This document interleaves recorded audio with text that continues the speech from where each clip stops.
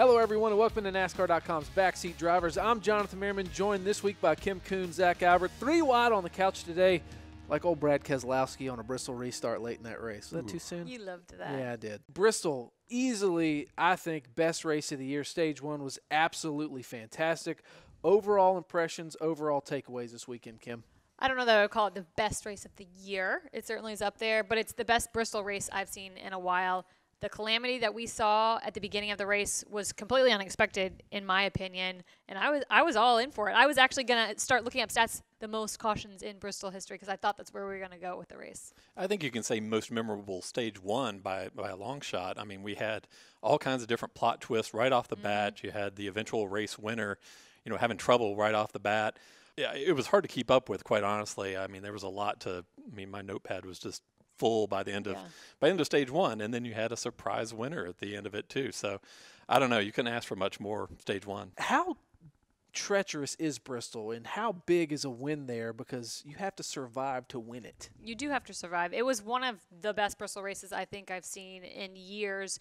And to Zach's point, there was so much that you had to unpack in stage 1. It was like you usually expect all that to happen at the end of Bristol. Usually it's relatively calm, I would say, in the beginning laps, but that is not what we saw. I think a lot of the guys we thought we were going to see at the end, the Stenhouses, Amarola, Chase Elliott, although I think he rebounded a great.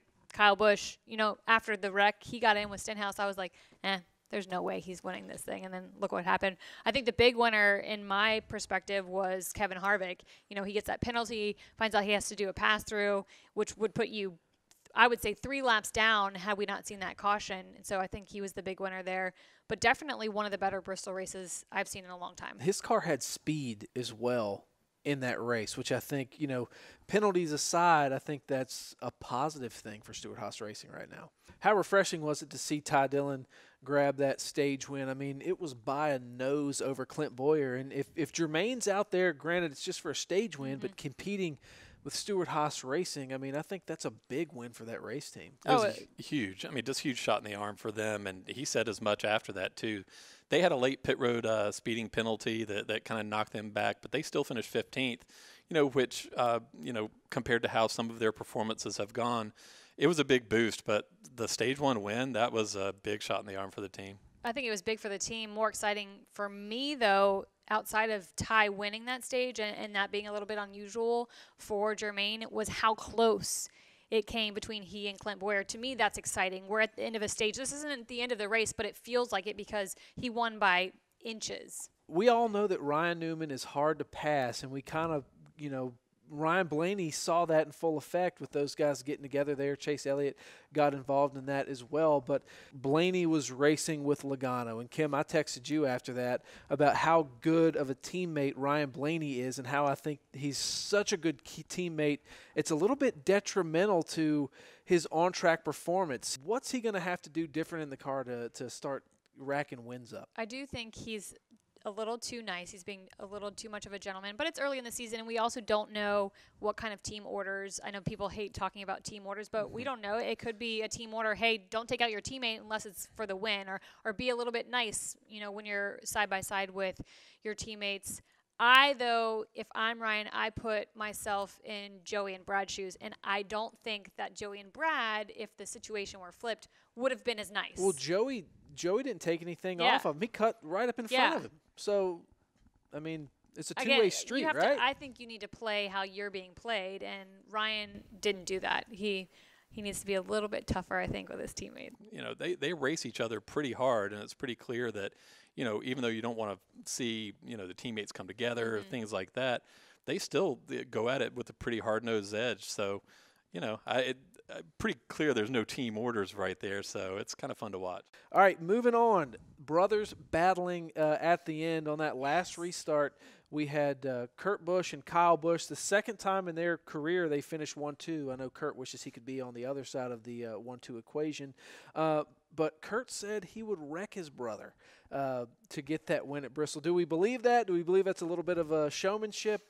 I kind of believe that. I believe it. Kurt would wreck him to win at Bristol. We got into the wall just a tad bit, and I think if he had been closer, like really close, he would have wrecked Kyle, and it would have been awesome. I What would kind have of loved wreck to are we see talking it. about? Are we talking about? I think like side by side just to the coming to the line. Or kinda rattle his cage, Yeah. maybe. I'm with- thinking Earnhardt Labonte, like just wall him. I mean, he Well- wasn't playing nice in his post-race interview. It was fun. It was lighthearted, but he did say, like, I feel like I'm playing Kyle. Like, so mad I didn't get the win. Like, he kind of made fun of his brother, Kurt did, in the post-race interview. And knowing what we've seen from Kurt in the past and knowing he's, basically racing this year for his career, I think he totally would have done something at the end had he been a little closer. I mean, isn't there a nugget of truth behind every joke? I mean, we kind of came away from the interviews, and he said it, to radio. He said it to TV. There were multiple places where he kind of mentioned that, and it wasn't just exactly offhand. It's like, haha, you're joking, right? And maybe not. I think there was some truth to it. Well, he said he told Kyle. Well, Kyle said that Kurt told him in Victory Lane that Kurt said to his face, "Hey, if I could have got to you, I would have wrecked you." So I don't know. I think they would have had it believe happen. it. I Maybe think they it wouldn't would've have happened. spoken again until Thanksgiving. Like, what was the All-Star race a couple years ago where they wrecked each other? Yeah. The leaders came down pit road. They decided they wanted to take tires. Some guys stayed out. A bad decision at the end of the race for some of those guys, the Penske guys in particular, ended up biting Brad Keselowski, twofold, no pun intended there, because the lineup issue. They were in a tough spot. I mean, Logano's leading, and it almost seems like whatever he was going to do, the field behind him, for the most part, was going to do the opposite. So I think that's a tough spot to be in when the caution comes out with, I think it was like 20 laps or so to go. It was tough. I mean, he was leading, took 4 tires, and came back out, lined up 8th for that final restart. Just didn't have enough time to get back up there, not enough laps. So that's a tough decision. I mean, that's hard to hang on a crew chief or just for that, because the field's going to try to game you on anything else that you do. It shocked me, though, when you're talking about it, it's tough on a crew chief, knowing Todd Gordon. He had to have known, like, whatever we're going to do, some of the field's going to do the opposite, especially the guys that don't have a win yet are going to roll the dice. I don't know that throughout the race we saw tires were that big of a deal. Mm-hmm. And you even heard in Joey's post-race interview, like, he thought everybody else was going to come, which, again, made me scratch my head. Like, did you really think some guys weren't going to gamble? This is the second straight week we've seen this, though. You know what I mean? Like, this is how the race played out at Texas last week, and that's a 1.5 mile racetrack. Well, and you also think when the caution came out after all the pit stops and the caution laps, they went green with 12 or 13 laps to go. Something like that. That's not a lot of time at such a small track to get your way back to the front. So to me, it was kind of shocking. It's like, what are they doing? But again, Joey already has a win, so maybe they were like, well, let's try some stuff, knowing, Bristol, we're coming back there at the end of the year. Who knows kind of what the strategy. Todd Gordon's a smart guy. It shocked me that he rolled that dice and went down pit road, but you have to think that there was a reason for it. Well, hindsight's always 20/20, but I feel like if you've got a guy like Joey Logano behind the wheel, a guy like Brad Keselowski behind the wheel, much like Adam Stevens got a guy like Kyle Busch behind the wheel, put it in the driver's hands. I mean, these are the best drivers in the sport. Why not see what Logano and Keselowski can do out there on old tires, right? I mean, and we kind of learned something from like when Ty Dillon stayed out at the end of stage 1 and then held on just for those couple of laps. I mean, granted, there were more laps to try to hold on, but as it turns out, track position wound up being key. And I mean, it was tough to pass. Not that it was impossible, but to make passes that on Sunday was you kind of had to work for it, and it was a it was hard just to get something done in just one turn. So maybe they didn't think that was the last caution either. Yeah, they're like, let's set ourselves up with new tires, thinking it's Bristol, it's the end of the race, there's gonna be another caution or overtime even. Yeah. Team Chevy looked fast. I mean, Chase Elliott, he was on the pole. All those Hendrick cars, maybe except for Bowman, were flirting with the top 10 all day long, and Larson had his issues, but his car seemed to be good. Kurt flew under the radar, I feel like, for most of the day, ends up coming home second. Is this momentum building off of Texas?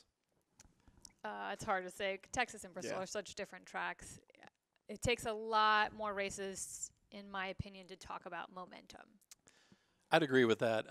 I would say that for the most part, their Fridays have improved significantly in terms of how they've done practice, qualifying, those type things. The qualifying effort that they had at Bristol was, one of the better efforts, and kind of fed the fuel to that. Hey, Hendrick Motorsports, is kind of the banner of the Chevy camp. They're starting to turn it around some. A couple of guys that I don't think we foresaw being winless this far into the year, and struggling. I think it might be a stretch to say struggling, but struggling. That would be two of the big three from last year, Truex and Harvick. Still winless. Harvick had his troubles, even though he did have a fast race car. What do we make of these guys? Is panic in the air in these two camps? I don't think there's panic, and struggle is a very heavy word to use. I don't necessarily think that those two teams are struggling. I just think they're being outperformed. That we've seen, Penske and Kyle Busch rise to the top faster than Truex and Harvick have been able to. So I don't think it's necessarily them struggling. It's these other teams that are doing so much better and really hitting their marks where they should. And Harvick's, fourth in the standings? So to call that struggling, I think it is a little bit loaded.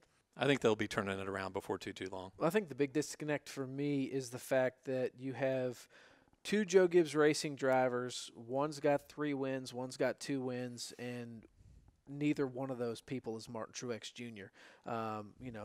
2017 champ. For me, I expected more out of that 19 team early this year, and I think that's really the biggest hang-up for me in terms of the big three and who's not performing. They've been fast, though, and there are a couple races I think you could argue that they should have won if it were not for this, that, or the other. I do think there's probably a bit of a culture shock over at Joe Gibbs Racing, moving them actually into the shop.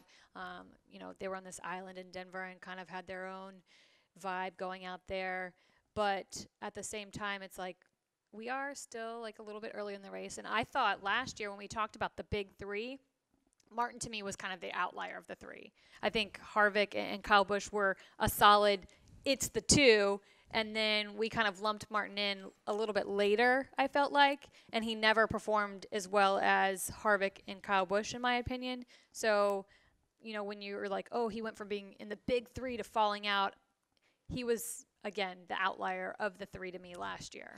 And they had, trouble at Bristol, too, that having a loose wheel and a problem with the lug, that was right there before the halfway point. I would have been really eager to see what they could have done. To me, that's just kind of where, that's pinging on my radar that the 19 team, I thought, they would come out and set the world on fire, but there's still plenty of time left in the regular season. I wouldn't be too concerned. Playoffs, we always see teams we're almost a quarter of the way through the entire year, though.